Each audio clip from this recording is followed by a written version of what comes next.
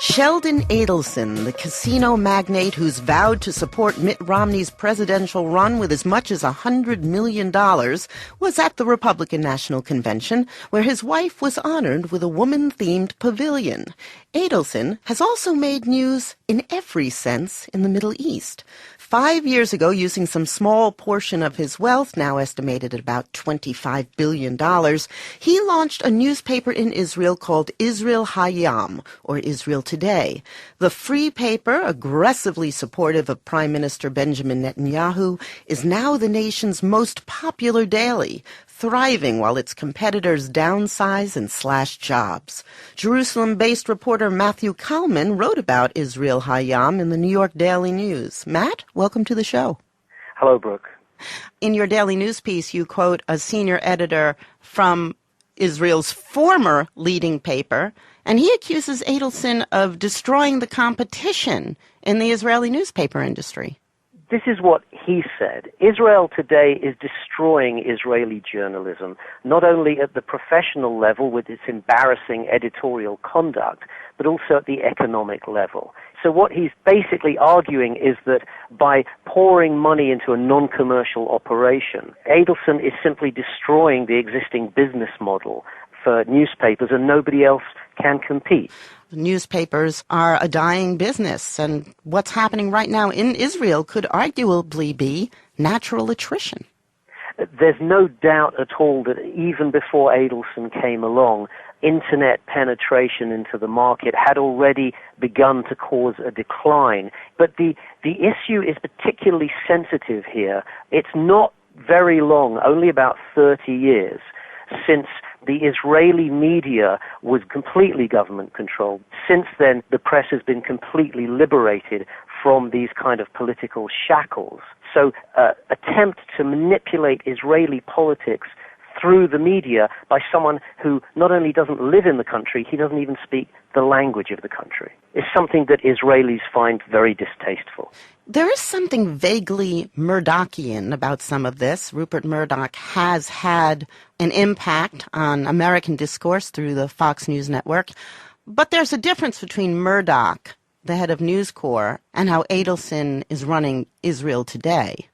I see a difference, certainly. Now, I was living in Britain when Murdoch made his large investments in his flagship newspapers there, and I very clearly recall Murdoch switching the support of his newspapers from the conservative government of John Major to the incoming Labour government of Tony Blair.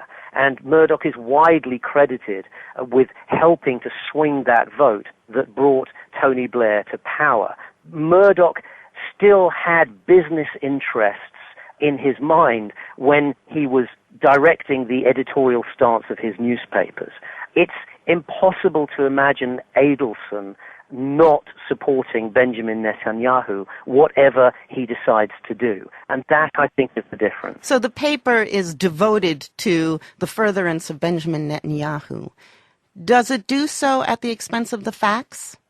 I would say that they reserve their most vicious editorial attacks for anyone who dares to disagree with or criticize Netanyahu and the government. I wouldn't say that they do that at the expense of the truth, but the journalists who work there know that they have to toe a particular editorial line in anything that touches the government. There isn't even a pretense of objectivity, and that makes them very, very different to any other paper in Israel. It's known as the Bibiton, which is Hebrew for sort of BB News. Mm-hmm. And BB being Netanyahu's nickname.